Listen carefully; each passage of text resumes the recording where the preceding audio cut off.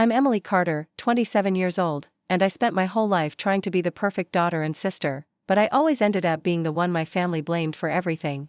Growing up in Seattle, I never thought I'd ever leave my family behind. But that family get-together last spring changed everything. I still remember their angry faces, all pointing at me, and those awful words that keep ringing in my head. "You ruined our lives. Get out." So, that's what I did. I left quietly and stopped talking to all of them. The 50-plus missed calls a month later, that's when things got interesting. If you're watching this, leave a comment telling me where you're watching from. Hit the like button and subscribe for more stories about being strong in tough times. My first memories of family life were filled with little moments where I got blamed, and at first, it seemed harmless. I grew up in a simple two-story house in the suburbs of Seattle with my parents, David and Linda Carter, my older brother, Ben, and my younger sister, Lily. From the outside, we probably looked like the perfect American family. Dad owned a small but successful furniture shop. Mom worked part-time as a receptionist at a dentist's office, and us kids were always busy with some activity. But inside our house, a pattern started early. When I was 5, Ben accidentally knocked over Mom's favorite crystal vase while playing with Lily. The sound of breaking glass brought everyone running, and right away, Ben said, "Emily did it."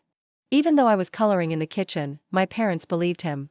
That was the first time I remember feeling that empty, sad feeling of being blamed for something I didn't do. As the years went by, the pattern just got worse. If grades slipped, it was because Emily distracts everyone with her music. If the family didn't have enough money one month, somehow my dance lessons were blamed, even though Ben's football gear cost twice as much. When Dad had a bad day at work, I learned to stay out of the way because anything I did would make him mad. "You always have to make everything about you, don't you?" became my mom's favorite thing to say whenever I tried to stand up for myself. The hurt would build up inside me, but I would just swallow it. I was determined to prove I was good enough. I worked really hard in school, thinking maybe if I did well, they'd see me differently. By high school, I had a 4.0 GPA, was class president, and volunteered on weekends. My guidance counselor, Mrs. Lee, was the first adult who really seemed to see me. "Emily, you have such a bright future ahead," she told me in my junior year. "Harvard would be lucky to have you." When I told my family about this at dinner, my dad just scoffed. "Don't get your hopes up. We can't afford fancy schools, especially with Ben's college fund already stretched thin." "But I could get scholarships," I said, my voice small. "Always dreaming too big," my mom sighed. "Maybe think about something more realistic." Lily rolled her eyes across the table. Drama queen. That night I cried into my pillow. Something I'd gotten really good at. Even though they didn't support me, I did get into Harvard with a big scholarship. The night I got my acceptance letter, I found my parents and siblings sitting in the living room, looking upset. "What's wrong?" I asked, hiding the letter behind my back.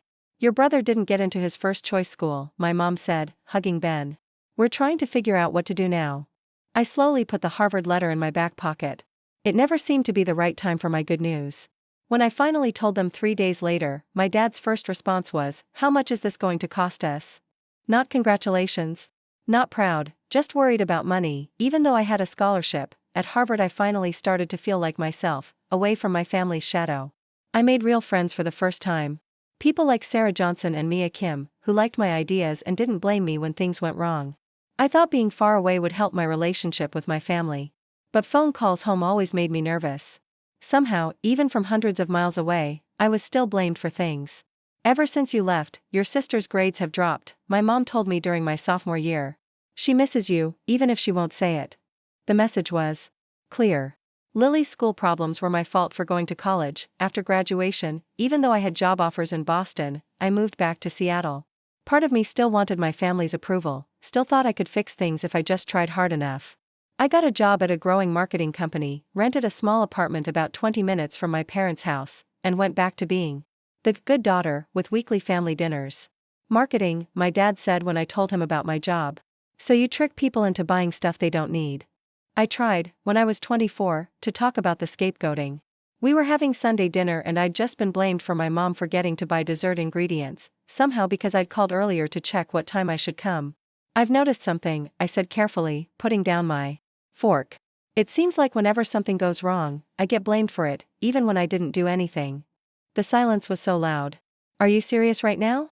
Lily finally said. "You're so self-centered. Always the victim." Ben added with a smirk. My dad's face got dark. "After everything we've done for you, this is the thanks we get?" Accusation. My mom just looked disappointed. Emily, I thought you'd outgrown this attention-seeking stuff.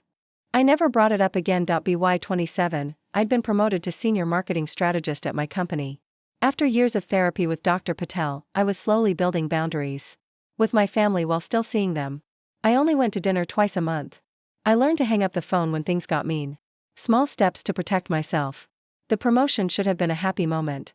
My boss, Olivia Martinez, praised my creative ideas and how I kept clients happy. I got a big raise, more creative control, and a chance to lead a new office in San Francisco. I was excited but nervous to tell my family. As I expected, they didn't take it well at dinner.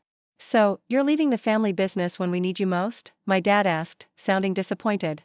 "Dad, I've never worked at the furniture store," I reminded him. "But your marketing skills could save us right now," my mom said.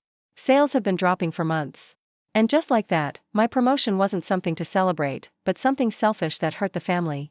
The old guilt came back as I drove home, wondering why I kept letting them treat me this way, but also not able to imagine cutting them off completely.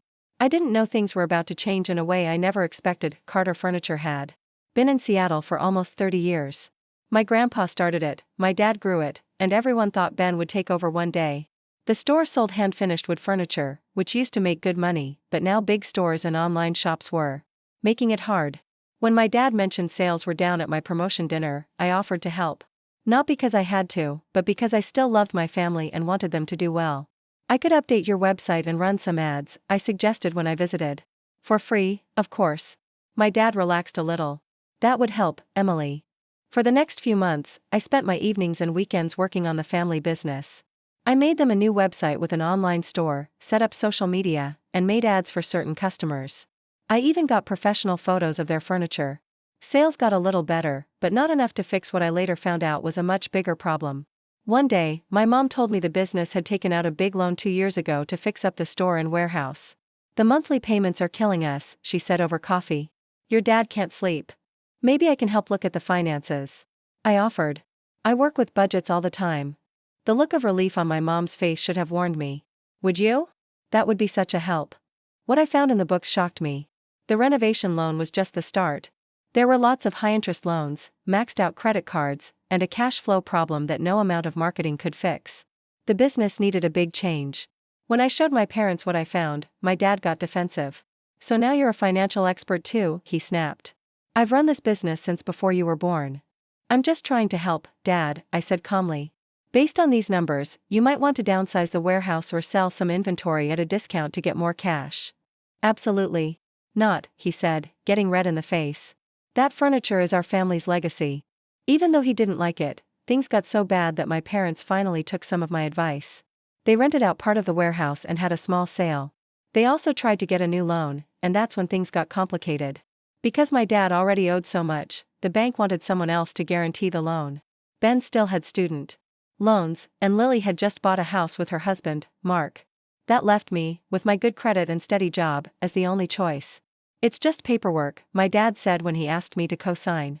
"The business will pay everything. You won't have to pay a cent." I hesitated. Every expert says not to co-sign a loan for a struggling business, even for family. But the other choice was to watch my family lose everything. "Let me think about it," I said. That night, I called Dr. Patel for an emergency therapy session. "My advice is not to do it," she said after I explained. "But I get that it's complicated. If you do help, get everything in writing and have a way out." After a sleepless night, I agreed to co-sign the loan with written rule. I would see the business accounts, big decisions needed my okay, and we'd have monthly meetings to check progress.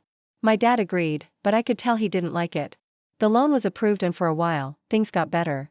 The new loan had lower payments and my marketing was bringing in new customers. 3 months later, I noticed some weird things in the business account, big cash withdrawals with no matching payments or purchases. When I asked about it at our meeting, my dad got weird. "Those are personal draws," he said. "Normal for business owners." "The amounts seem high for the company situation," I said gently. "Almost $4,000 last week alone." "Are you watching my personal spending now?" he yelled. "This is still my business, Emily." My mom stepped in, as always, when things got tense. "Your dad knows what he's doing, honey. Let's talk about something else." I should have pushed harder. I should have seen the warning signs. But years of family habits made me back down, trust them, and take the blame. 2 weeks later, my mom called me in a panic. The business account was almost empty. A big payment had bounced and my dad was missing. I rushed to their house and found my mom pale and shaking at the kitchen table. Ben and Lily were already there, looking angry and worried. "Where's Dad?" I asked. "Gambling," Ben spat. "He's been going to the casino for months. His bookie just came here looking for him." "Bookie?" I repeated, trying to understand. "I didn't know he bet on sports too." "There's a lot you don't know," Lily said, glaring. "You've been so busy with your perfect life." I held back a reply. This wasn't the time. The next few days were a blur of trying to fix things. My dad came back, ashamed and beaten down. The business account was empty. Over $100,000 had been gambled away in 6 months, including most of the loan I co-signed.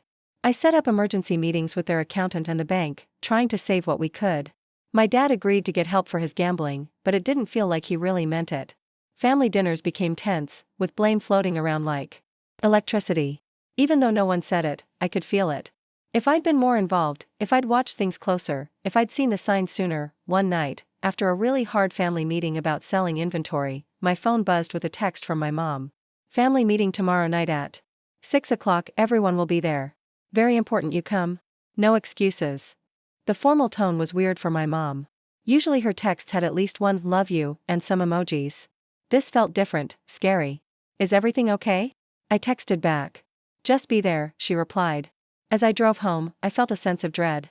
Something had changed, and I knew I wouldn't like what was coming. The next evening, I pulled into my parents' driveway at exactly 6 o'clock. My stomach was in knots all day. I almost canceled my therapy appointment to get ready, but Dr. Patel helped me with breathing and setting boundaries. I hoped it would help. I didn't expect to see so many cars parked on the street. I saw Ben's truck, Lily's minivan, my grandpa's old Buick, my Aunt Susan's SUV, and other cars from extended family. "What the heck?" I muttered as I grabbed my purse and the folder of financial papers I brought just in case. This wasn't just a family meeting. This was something bigger. The front door was unlocked and as soon as I walked in, everyone stopped talking. I walked into the living room and it was packed. My parents sat on the couch, looking serious. Ben and Lily stood next to them like guards. My grandparents, 2 aunts and uncle, and a bunch of cousins filled every seat. All eyes turned to me. "There she is," my dad said, his voice flat. "Now we can start." "Start what?" I asked, trying to sound calm as I stood by the door. "What's going on?" My mom couldn't look at me. "We need to talk about the family situation, Emily." "The family situation you created," Ben added sharply. I blinked, confused. "I'm sorry. I don't know what you mean." "Don't play innocent," Lily snapped. "We know what you did." My grandpa, usually the kindest person, looked at me with disappointment. I never thought one of my grandkids would destroy what took generations to build. I clutched my folder tighter, like it could protect me. "I really don't know what you're talking about," I said, my voice small. My dad stood up, face red. "The website, Emily, the marketing, all the help you gave. What about it?" "It ruined our business," he shouted, making me flinch. "You chased away our loyal customers with your modern ideas. 30 years of reputation gone because you had to show off your fancy marketing." I tried to understand. "Dad, the online sales have been going up every month. The data shows." "That data," he scoffed. "Our regular customers stopped coming. They said the store didn't feel like theirs anymore after your changes." My Aunt Susan nodded. "My book club used to shop there. Now they go to Furniture World instead. They said your website made Carter's look too expensive." This was the first I'd heard of any complaints. "Why didn't anyone tell me? We could have changed the marketing." "We shouldn't have to tell you," my mom said. "You're the expert." The blaming kept coming, each family member adding more. The website brought the wrong customers. The social media wasn't traditional enough. My idea to add modern pieces ruined the brand. I tried to defend myself with facts. The sales reports showed growth. The customer base was bigger, not smaller. The new items made more money than the old ones. But no one listened. Every time I spoke, someone talked over me or twisted my words. Then came the money accusations. "You told us to get that new loan," my dad said, forgetting it was his idea. "Now we're deeper in debt." "You were already in debt because of the gambling," I reminded him, instantly wishing I hadn't. The room went silent. "How dare you," my mom whispered. "Your father is sick. And you throw it in his face. After all we've done for you." "I'm not throwing anything," I said, trying not to cry. "I'm just trying to get the facts straight." "Always with the excuses," Ben said, disgusted. "Always blaming someone else." The irony was so thick I could barely breathe. "What about the loan rules?" Lily added. Dad couldn't do anything without your approval. You basically tied his hands. Those rules were to protect everyone, including me as co-signer, I said, opening my folder to show the agreement. Dad agreed to these. Under pressure, my dad yelled. What choice did I have? The business was failing and you held your credit over me. I looked around, hoping for one friendly face. Even my grandma, who used to sneak me cookies, sat with her lips tight in disapproval. The blaming kept coming, now about every family problem in the last 10 years. Me going to college broke the family. My criticism hurt my dad's confidence. My career took me away from the business until it was too late. I remembered Dr. Patel's advice about boundaries. I know you're all upset, but these accusations aren't fair or true. I tried my best to help while having my own career. Your best, my dad laughed bitterly. Your best ruined us. The bank is taking the business, which means your mom and I could lose our house. My heart dropped. The house was collateral. Of course it is, Ben said. Not that you care. You probably love seeing us fail while you succeed. That's not true, I said, finally crying. You're my family. I love you. I want to help. We don't need your kind of help, my dad said coldly. He stood up and pointed at the door. You've done enough. You ruined our lives. Emily. Get out and don't come back. The words hit me like a punch. I looked at my mom. Surely she'd defend me, but she just stared at her hands. Mom, I whispered. I think it's best if you go, she said quietly, not looking at me. I looked around one last time at the faces of the people who were supposed to love me. No matter what. People I had spent my whole life trying to make happy. People who had always found me lacking. A strange calm washed over me then. A clarity I had never felt before. Without saying another word, I placed the folder of documents on the coffee table, turned around, and walked out the door. No one called after me. No one followed. As I drove away from my childhood home, tears streaming down my face, I had no idea that this moment of complete heartbreak would actually be the first step toward my freedom. The drive home from my parents' house that night was a blur. Somehow, I navigated the familiar streets on autopilot, my tears turning the traffic lights into colorful halos. By the time I reached my apartment, my hands were shaking so much that I dropped my keys twice before finally getting the door open. Inside, I collapsed onto my couch, the weight of what had just happened crashing down on me. My entire family, including extended relatives, had unanimously decided I was the villain in their story, the one who had ruined everything. You ruined our lives. Get out. My dad's words echoed in my mind, each repetition like a knife. Sleep was impossible that night. I paced my small apartment, replaying not just the confrontation but every memory I could think of from childhood to now. The pattern was so clear, so glaringly obvious that I couldn't understand how I had missed it for 27 years. Or maybe I hadn't missed it at all. Maybe I had just accepted it as my fate, internalizing the idea that I was meant to be the family scapegoat. I remembered my 10th birthday party canceled because Ben had a football game that day. Why do you always have to make everything about you? My mom had asked when I cried, as if wanting to celebrate my birthday on my actual birthday was the height of selfishness. I remembered my high school graduation, how my family arrived late and left early because Lily wasn't feeling well. They missed my valedictorian speech entirely and then complained on the way home about wasting an afternoon when I was just one of hundreds of students. I remembered Christmas 2 years ago when I spent weeks picking out thoughtful gifts for everyone, only to receive a generic grocery store gift card that still had the activation receipt attached, showing it had been bought that morning. When I tried to hide my disappointment, Ben accused me of being ungrateful and impossible to please. As dawn broke, I found myself at my small dining table with a notebook, carefully writing down every instance I could remember when I had been unfairly blamed or scapegoated. The list stretched to 4 pages, and these were just the moments that stood out in my memory. For the first time, I allowed myself to feel the full weight of the injustice. Not just disappointment or hurt, but real anger. Anger at my family for how they treated me. Anger at myself for accepting it for so long. And beneath the anger, something else was stirring. A sense of possibility. A question I had never dared to ask before. What if I just left? Not just physically walked away as I had last night, but truly extricated myself from this toxic family system, cut contact, started fresh, built a life where I wasn't always waiting for the next unfair accusation. The thought was both terrifying and exhilarating. I called my boss, Olivia, and asked for a week of emergency vacation, saying it was a family crisis. That's fine. Take the time you need, she said, concern in her voice. And Emily, that San Francisco position is still open if you're interested. We could fast-track the transfer. My heart raced. I might be. Can I let you know? By the end of the week. Absolutely. Take care of yourself. I spent that day in a strange, focused daze, researching what it would take to uproot my life. I called my landlord to ask about breaking my lease, which would cost 1 month's rent as a penalty, looked up apartments in San Francisco, which were more expensive but not impossible, and calculated my savings to see if I could manage the transition. The hardest decision was about my phone number, which my family had used to contact me my whole adult life. Changing it felt like a drastic step, a severing of connections.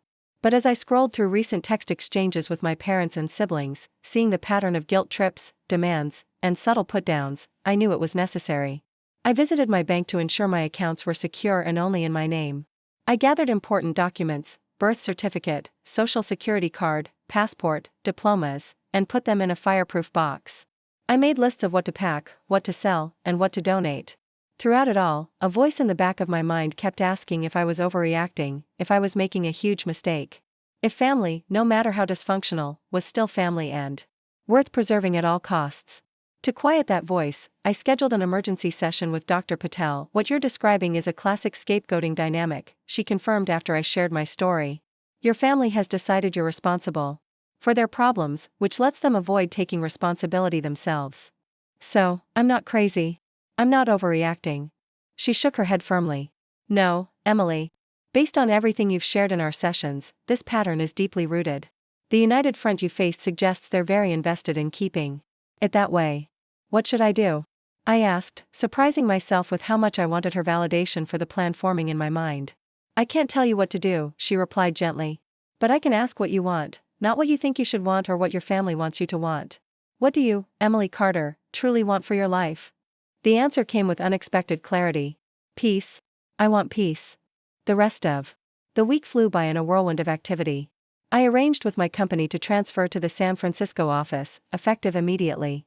I sold most of my furniture to a college student moving into her first apartment. I donated clothes and books I no longer needed. I packed my car with the few things I wanted to take into my new life, surprising myself with how little I actually wanted. On my last night in Seattle, I sat at my now empty dining table and wrote a letter. Not a long explanation or accusation, just a simple statement.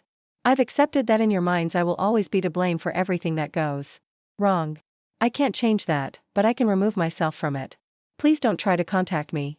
I wish you all well in finding whatever it is you're looking for. I addressed an envelope to my parents' house but included no return address or indication of where I was going. After a moment's thought, I added a second sheet with Dr. Patel's contact information in case any of them ever genuinely wanted to understand the family dynamic from a professional perspective. I doubted they would use it, but it felt important to leave that door slightly ajar. The next morning, I mailed the letter, turned in my apartment keys, and loaded the last few items into my car. As I drove south toward San Francisco and away from the only home I had ever known, I felt a complicated mix of grief, fear, and something that took me several miles to identify: relief. For the first time in 27 years, I was free from the expectation of being the perfect scapegoat. Free from the burden of absorbing my family's misplaced blame. Free to discover who Emily Carter might become when not held back by the role I had been assigned since childhood. It was terrifying. It was liberating. It was necessary.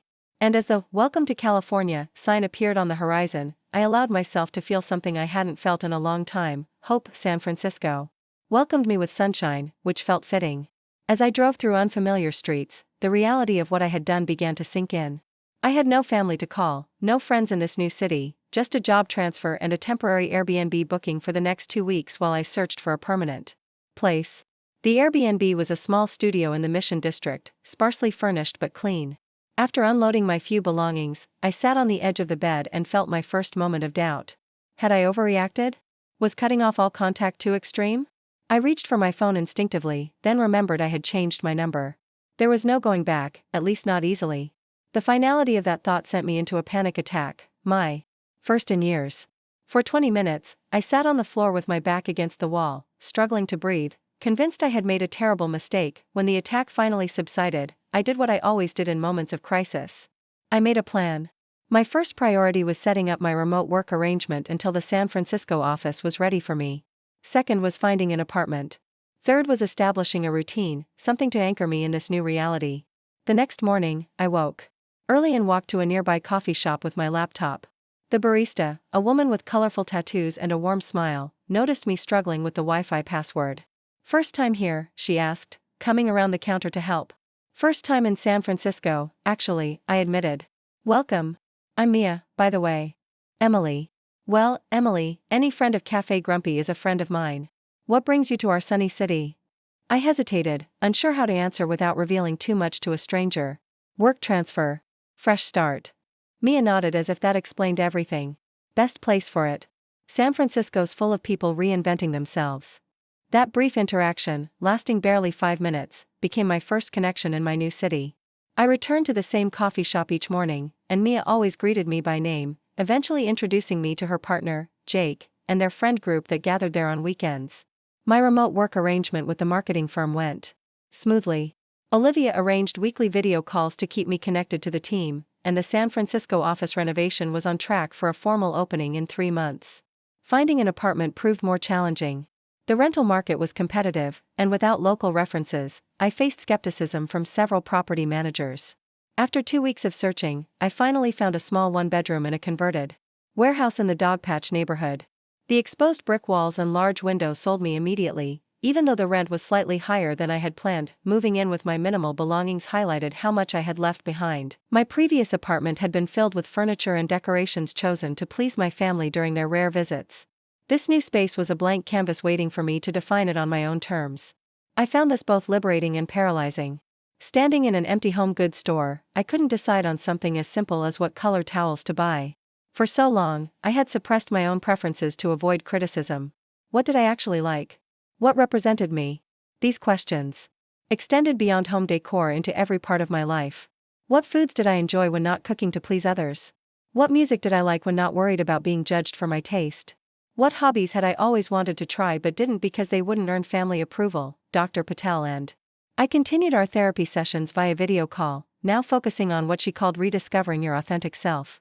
Think of it as an expedition, she suggested. You're exploring the landscape of your own preferences and desires. There are no wrong answers, just discoveries. So, I began experimenting. I tried new foods, discovering a love for spicy Indian cuisine that my family would have found too exotic. I downloaded music my brother would have mocked as pretentious, finding comfort in classical piano and joy in indie rock. I signed up for a painting class, something my dad once dismissed as a waste of time.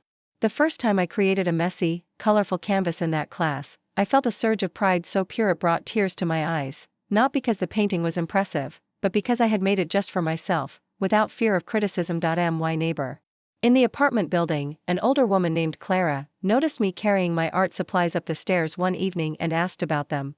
When I explained my new hobby, she invited me in for tea and showed me her own artistic pursuits, beautiful quilts she had been making for decades.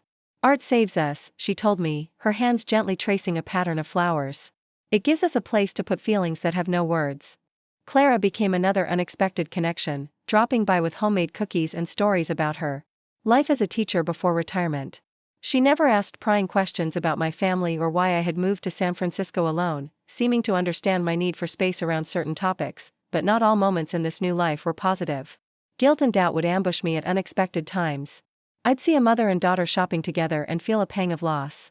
Father's Day ads would trigger memories of trying so hard to find the perfect gift, only to have my choice criticized as impractical. The nightmares were the worst. I'd dream of being back in that living room, surrounded by accusing faces. But in the dreams, I couldn't move or speak to defend myself.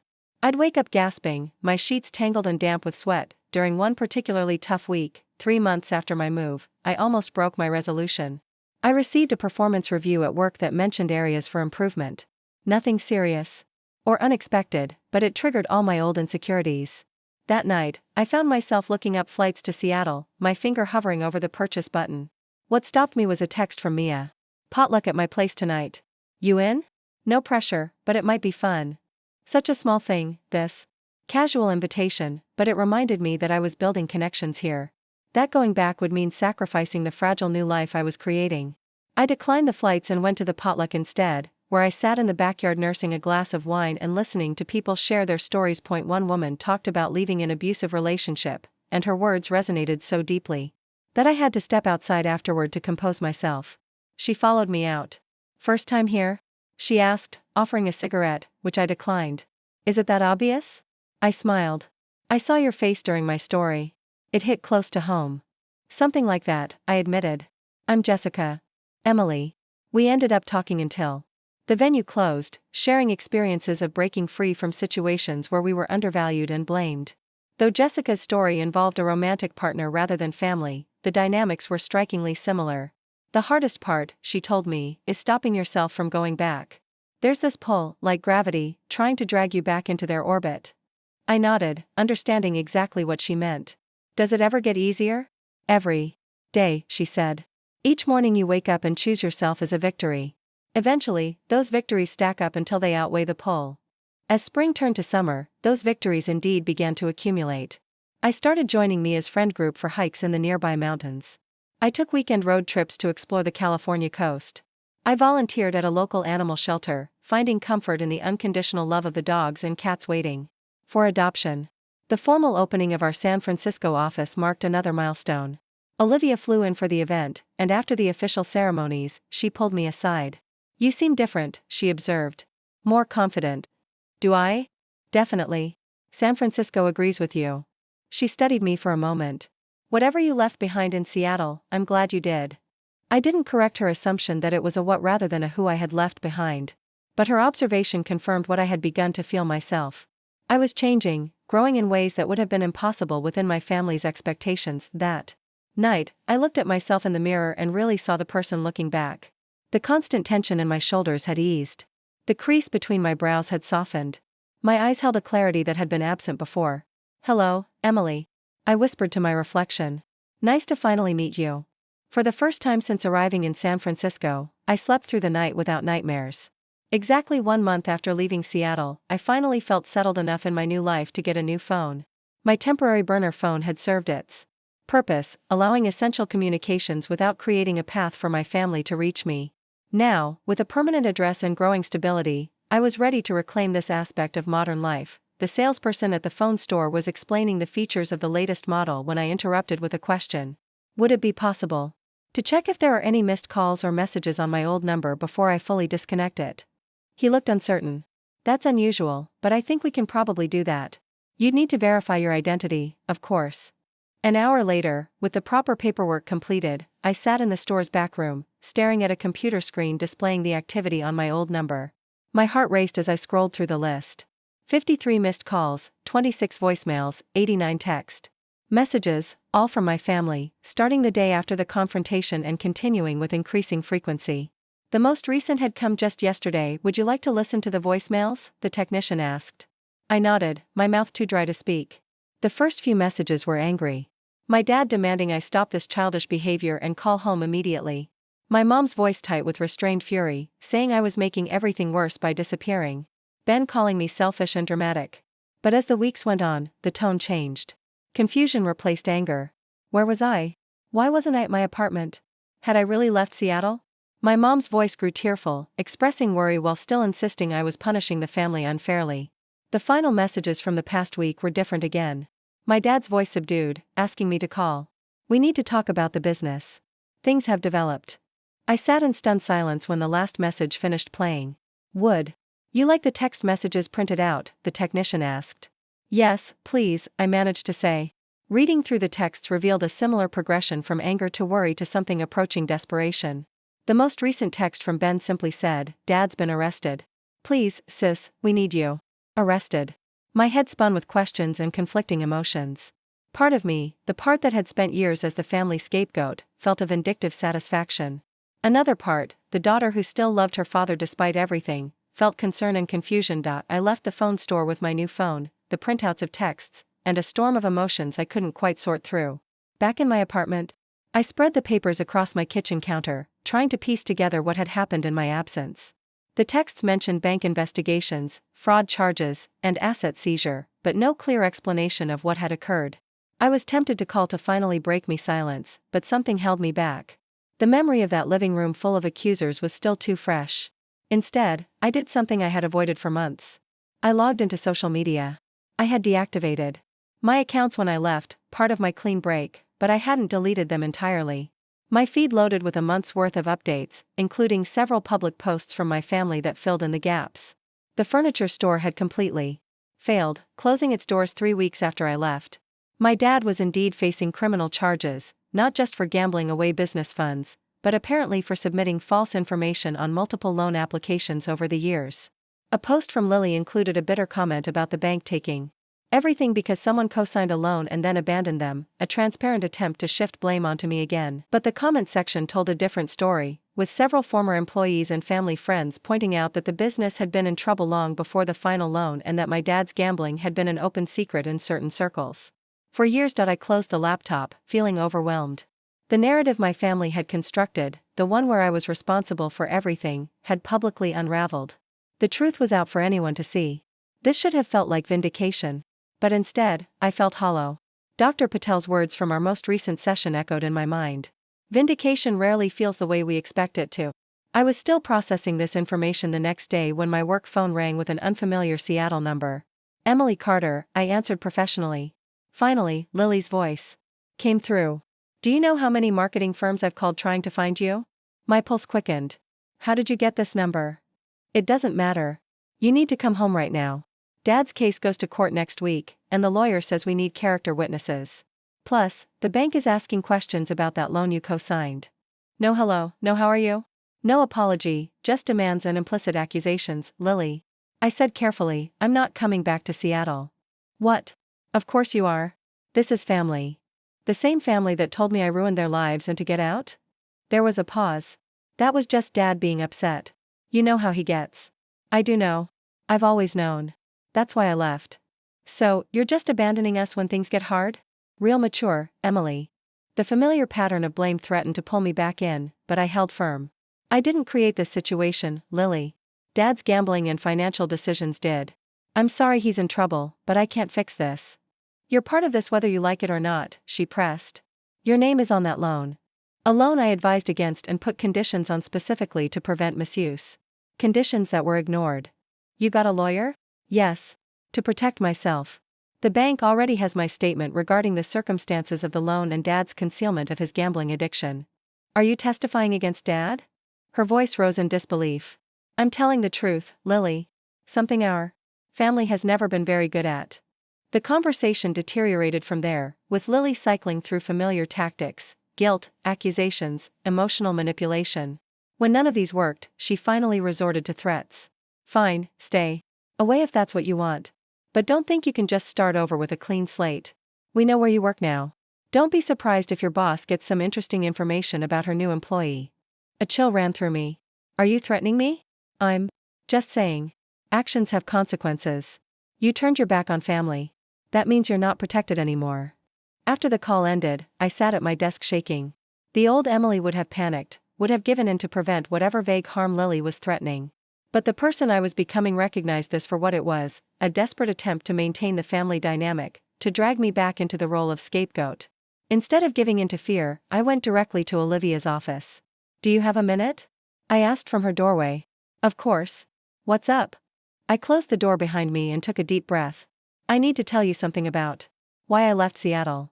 For the next half hour, I explained the situation with my family, the business failure, my dad's legal troubles, and Lily's implied threat to contact Olivia with some unspecified accusations. When I finished, Olivia leaned back in her chair. Thank you for sharing this. It can't have been easy. I don't want there to be any surprises, I said. If my sister does contact you, Emily, Olivia interrupted gently. Your work speaks for itself. Nothing your sister might say could change what I already know about you as a professional. She smiled. Besides, anyone who would threaten to sabotage their own sister's career isn't exactly a credible source, is she? The relief was so intense I had to blink back tears. No, I suppose not. Family complications are complicated, Olivia said. But they're also private. As far as I'm concerned, your decision to relocate was a professional one that's benefited our San Francisco office. The rest is your business. As I left her office, I felt a weight lift. One more victory to add to the stack, as Jessica would say. One more choice to prioritize my well-being over toxic family dynamics. That evening, I received a final text on my new number, forwarded from the old one I had now permanently disconnected.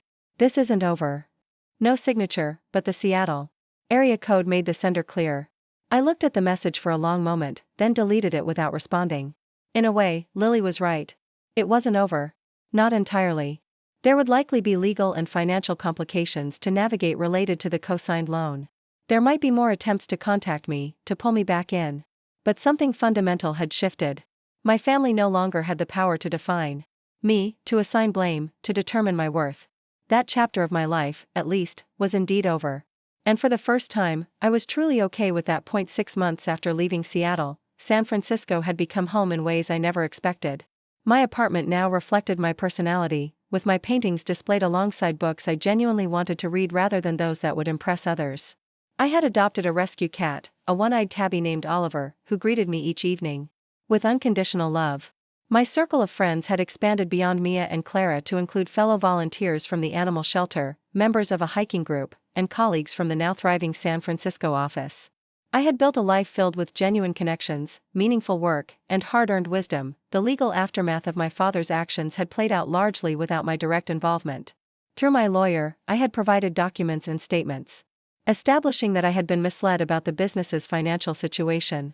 When co-signing the loan, I had agreed to a partial repayment plan that stretched my budget but was manageable. The bank had been surprisingly understanding once they reviewed the evidence of my father's deception. I hadn't responded to any further direct communications from my family members until a particular email arrived from my mom. "I'm coming to San Francisco next weekend for a medical consultation. Would you consider meeting for coffee? Just me. No expectations." After discussing it with Dr. Patel, I agreed to a 30-minute meeting at a cafe near the waterfront, neutral territory where I could easily leave if necessary. I arrived early, choosing a table with a clear path to the exit. My therapist's strategies for managing anxiety firmly in mind. When my mom walked in, I barely recognized her. She looked years older, thin and gray, with none of the carefully maintained appearance she had always prioritized. She spotted me and hesitated, unsure of her welcome. I didn't stand to hug her, but I nodded at the empty chair across from me. "Hello, Mom."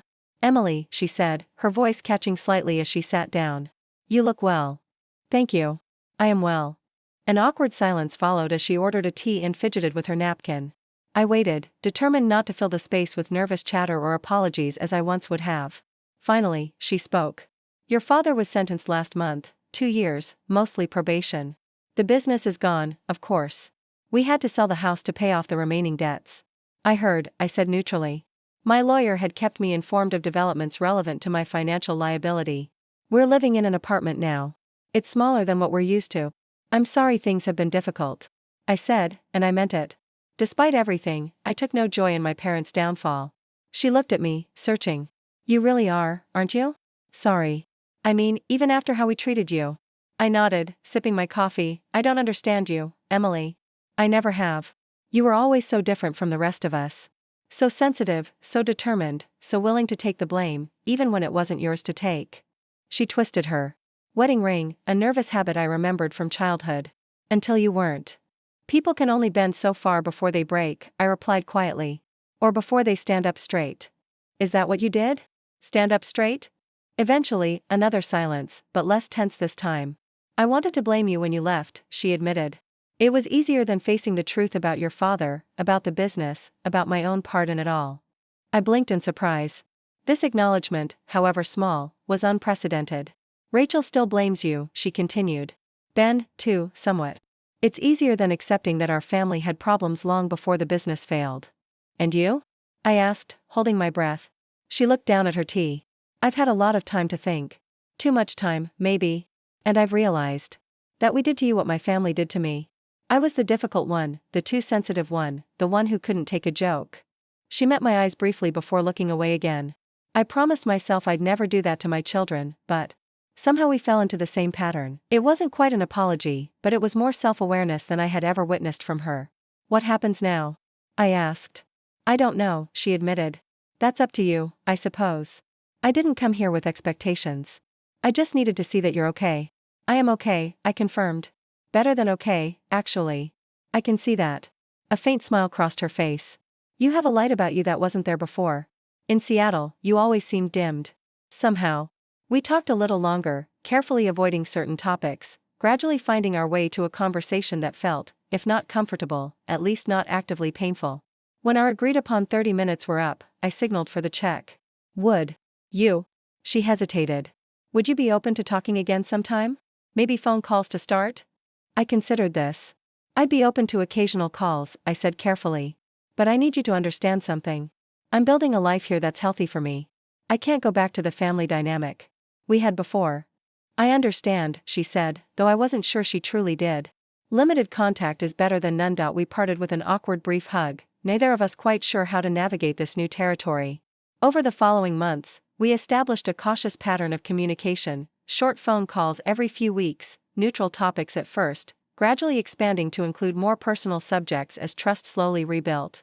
She never pushed for more than I was willing to give, which itself represented a significant change. My dad, in contrast, remained unapologetic. When he finally called 6 months into his probation, his version of reconciliation involved suggesting I return to Seattle to help rebuild the family name through a new business venture he was considering. I don't think that would be healthy for either of us, Dad, I said gently. Still holding grudges, I see, he replied bitterly. I thought you were the forgiving one in the family. Forgiveness doesn't mean putting myself back in a harmful situation, I explained, recalling Dr. Patel's exact words on the subject. I can forgive you and still maintain my boundaries. He scoffed. Boundaries? That's therapist talk. Yes, it is, I acknowledged. And therapy has helped me understand a lot about our family dynamics. So now I'm some psychology case study. Perfect. More blame. I recognized the old pattern trying to reassert itself and refused to engage. I'm not blaming you, Dad. I'm just saying I found a healthy path forward for myself, and I need to stay on it. The call ended poorly, but I felt stronger for having maintained my position without being drawn into the familiar cycle of accusation and defense. Ben remained distant, occasionally included in group texts from my mom, but never initiating contact himself. Lily, true to form, vacillated between angry messages and tearful pleas, neither of which I engaged with beyond brief acknowledgments. The most unexpected development came during a weekend hiking trip with my now close friend Jessica and some others from our poetry slam group. We were resting at an overlook, admiring the view of the Golden Gate Bridge when Jessica mentioned her younger brother was moving to San Francisco. He's going through a rough time, she explained. His roommates basically turned him into their personal servant and blame him for everything that goes wrong in the apartment. The description was so familiar, I felt a jolt of recognition. Classic scapegoating, I said without thinking. Exactly. I told him he needs to get out of there, but he keeps making excuses about loyalty and friendship. She looked at me thoughtfully. Would you maybe talk to him when he visits next weekend? You're the only person I know who really understands what it's like to extract yourself from that kind of situation.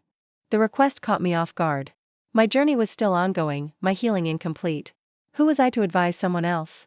I'm not an expert, I demurred. You're the most expert person I know on this specific topic, Jessica insisted.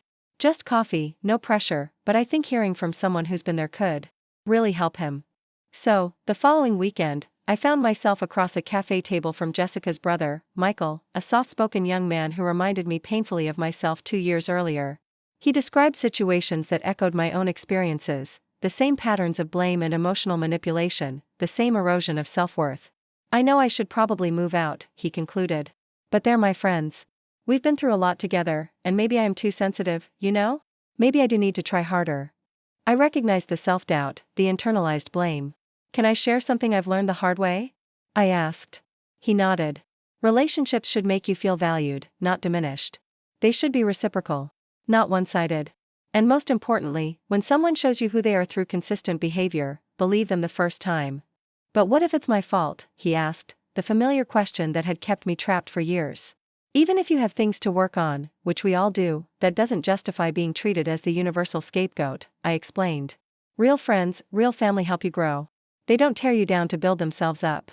We talked for over 2 hours, well beyond our planned meeting time. By the end, he wasn't ready to make any decisions, but he had questions, perspective, and resources I wished I'd had when facing my own situation. As I walked home afterward, I felt a profound sense of purpose. My painful experience, rather than being simply something to overcome, had given me insight that could potentially help others. The scapegoat's journey, typically a solitary one, could perhaps be a little less lonely if those of us who had walked it shared our maps. This realization became a turning point in my healing process. I began volunteering with a support group for adults from dysfunctional families, eventually facilitating sessions that provided the validation and strategies I had had to discover on my own. A year after leaving Seattle, I stood on the San Francisco waterfront watching ferries cross the bay, reflecting on how far I had come. The pain hadn't disappeared entirely. It probably never would, but it no longer defined me. I had built a life filled with genuine connections, meaningful work, and hard-earned wisdom. My phone buzzed with a text from my mom. Thinking of you today. Hope you're well. Simple. No demands, no guilt. A small sign of progress. I typed back. I am. Thank you. Hope you are too. Standing there watching the water reflect the afternoon sun, I understood that healing isn't about perfect resolution or dramatic reconciliation. It's about finding peace within yourself, establishing healthy boundaries, and recognizing that while you can't change your past or control others' behavior, you can choose your own path forward. Family healing is possible, but it requires everyone's effort, not just the sacrifice of the scapegoat. Some relationships may transform and grow. Others may need to remain distant for your well-being. Both outcomes can be part of a healthy life. As someone who lived the painful journey from family scapegoat to self-liberation, I want to ask, have you ever had to walk away from a relationship that continuously diminished you? How did you find the strength to choose yourself? Share your experience in the comments below. And if this story resonated with you, please like, subscribe, and share with someone who might need to hear they're not alone in their struggle. Thank you for listening to my story.